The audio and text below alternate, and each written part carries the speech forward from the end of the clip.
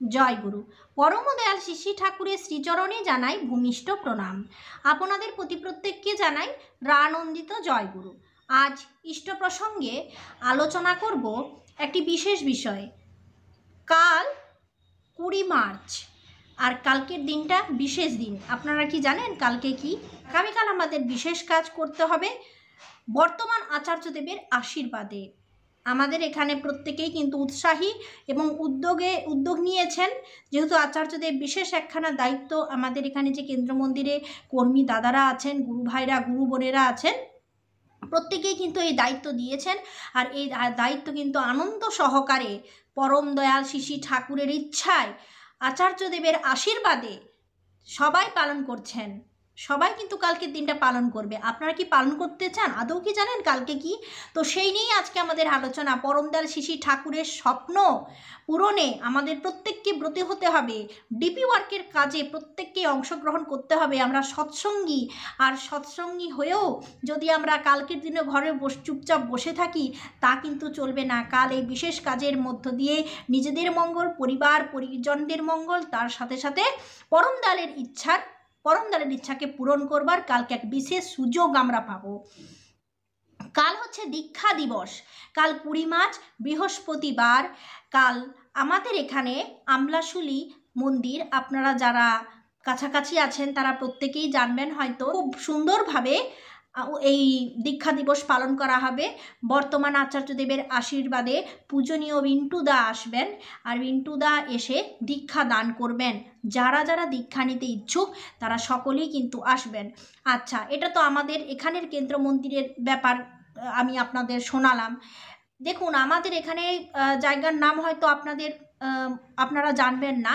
দীক্ষা দিবস পালন করা হবে। দীক্ষা দিবস কথাটা ভালোভাবে শুনুন। দীক্ষা দিবস, দীক্ষা দান করার দিন। ওই দিন দীক্ষা কিন্তু প্রত্যেক দিনই দেওয়া যায়, কিন্তু দীক্ষা দিবসে দীক্ষা লোক ম্যানেজ করা এবং ঋত্বিক দাদাদের কাছে সেই লোককে পৌঁছানো, এটা কিন্তু বিরাট ব্যাপার। অনেককেই বলা হয়েছে, কিন্তু অনেকের উত্তর ঠিক মতো আসছে না। কেউ বলছে এখনকার দিনে কেউ দীক্ষা নিতে চায় না। দীক্ষা নিতে গেলেই বিভিন্ন রকম কথাবার্তা আসে।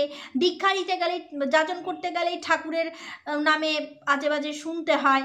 তো যা শুনতে হয় শুনুক, যা কানে আসে আসুক, যা মুখে লোকে বলছে বলুক, আমাদের কাজ করতেই হবে। পরম দয়ালের এই ইচ্ছা পূরণ করবার জন্য আচার্যদেব যেভাবে উদ্যোগ নিয়েছেন, যেভাবে প্রত্যেককে দায়িত্ব দিচ্ছেন, তার আশীর্বাদ সফল হবে, পরম দয়ালের ইচ্ছাও পূরণ হবে। পুরুষোত্তম যখন নরদেহে উপস্থিত থাকেন, তখন তিনি ইষ্টদেব, তিনিই আচার্য। তিনি সাধারণ মানুষকে ইষ্টি চলনে চলতে উদ্দীপ্ত করেন। কালের নিয়মে তাকে নরলীলা সংবরণ করতে হয়। তার অবর্তমানে তন্নিষ্ঠ তত্ত্বপা ও তৎস্থলাভিষিক্ত পরম ভক্তই আচার্য।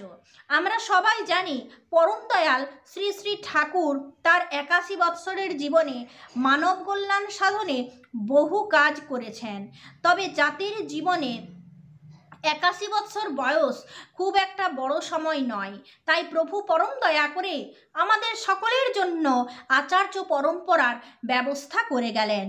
তিনি যে কাজ শুরু করেছিলেন বা যে কাজের স্বপ্ন তিনি দেখেছিলেন, সেই ইষ্টকর্ম যাতে তার অবর্তমানে ধারাবাহিকভাবে অবিরাম গতিতে চলমান থাকতে পারে, মানুষ কল্যাণ সাধনের জন্য আচার্য পরম্পরার সৃষ্টি কিন্তু সেই কারণেই। তাই আচার্যদেব আমাদের যা বলছেন আমাদের করতেই হবে।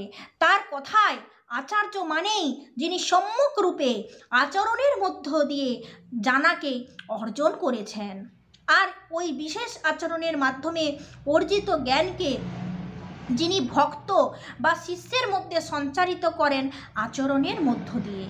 পরম প্রেমময় শ্রী শ্রী ঠাকুর নরদেহ ত্যাগ করার পর 3 জন আচার্যদেব পেয়েছি। তারাও সাধারণ মানুষদের ইষ্টকর্মে প্রেরণা প্রবুদ্ধ করেছেন এবং করে চলেছেন। শুধু কথা বলে নয়, তিনি আচরণের মাধ্যমে, নিজের আচরণের মাধ্যমে। ঈশ্বরের বাণী, পরম পিতার বাণী তখন আর পুস্তক বা বইয়ের অক্ষরের মধ্যে সীমাবদ্ধ থাকে না। চোখের সামনে ভক্ত দেখতে পায় শ্রী শ্রী ঠাকুরের বাণীকে কিভাবে আচরণ করতে হয়।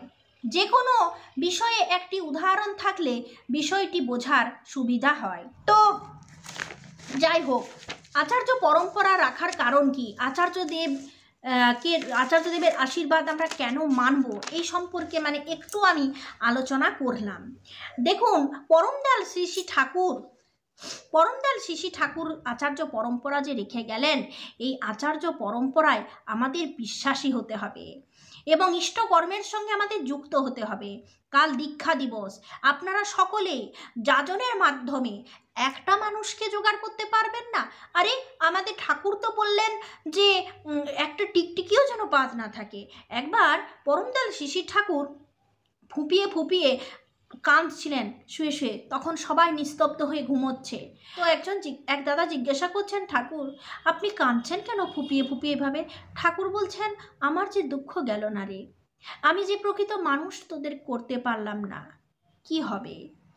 আমি চাই, ঠাকুরের ইচ্ছা শুনুন, আমি চাই যে সকলের দুয়ারে দুয়ারে যেন এই নাম পৌঁছে যায়, কারো নাম যেন অজানা না থাকে, মানুক বা না মানুক, যাজন করে ঠাকুরের চরণে পৌঁছে দেওয়া কাজ।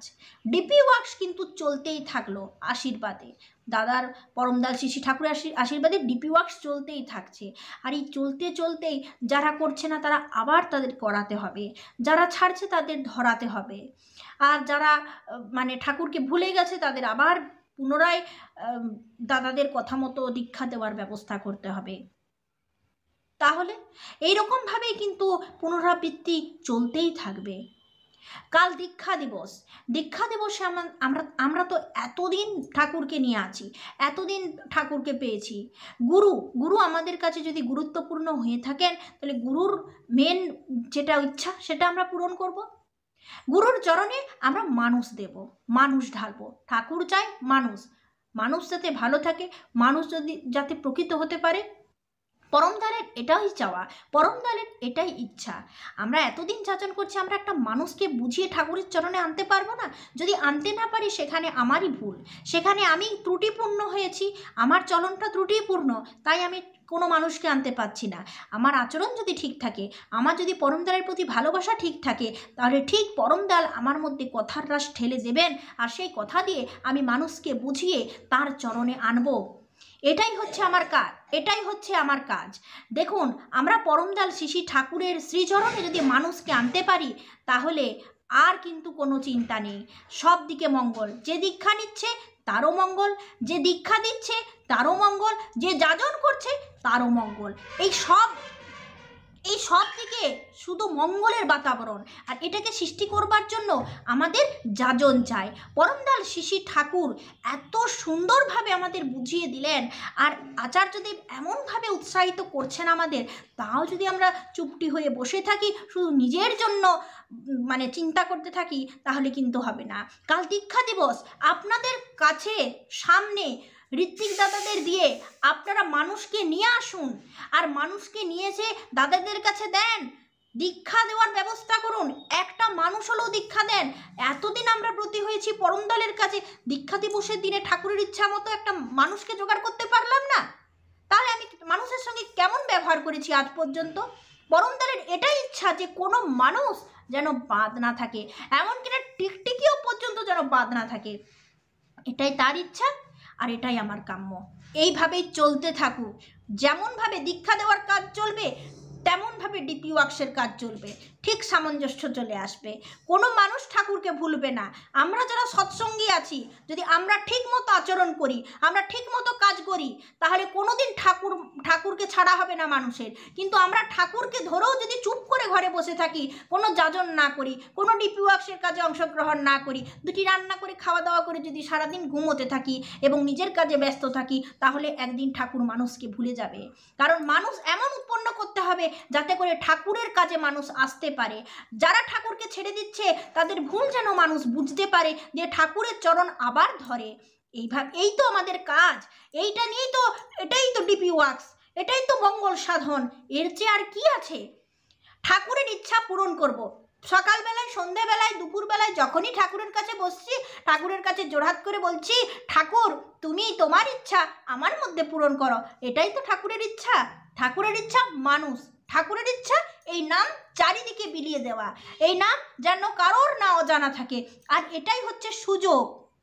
দীক্ষা আপনাদের আমি বললাম প্রথমেই, দীক্ষা দেওয়া যায়, প্রত্যেক দিন দেওয়া যায়, কিন্তু দীক্ষা দিবস দিনটা ভীষণভাবে ইম্পর্ট্যান্ট। আমাদের এখানে সৎসঙ্গ হচ্ছে, খুব অনুষ্ঠানের মাধ্যমে পূজনীয় বিন্টুদা আসছেন এবং সকলকে দীক্ষা প্রদান করছেন, কিন্তু আপনাদের নিকটস্থ যে কেন্দ্র মন্দির আছে সেখানে অবশ্যই দীক্ষা দিবস দিনে আপনাদের প্রত্যেকের প্রচেষ্টায় যেন দুটো করেও দীক্ষা হয়, এটা ব্যবস্থা করতে হবে। এই ঋত্বিক দাদারা দেখুন, এক একজন ঋত্বিক দাদারা আছেন, না কে না দিয়ে একটা দীক্ষার জন্য সারাদিন ঘুরে বেড়ান। তাদের জন্য না, ঠাকুরের জন্য। ঠাকুরের কাজ মানেই এটা আমার কাজ, ঠাকুরের কাজ করছি মানে আমি আমারই কাজ করছি, আমার দিকটা আমাকে দেখার দরকার নেই, ওটা ঠাকুর ঠিক দেখে দেবেন, কিন্তু ঠাকুরের কাজ করছি মানে আমি আমারই কাজ করছি।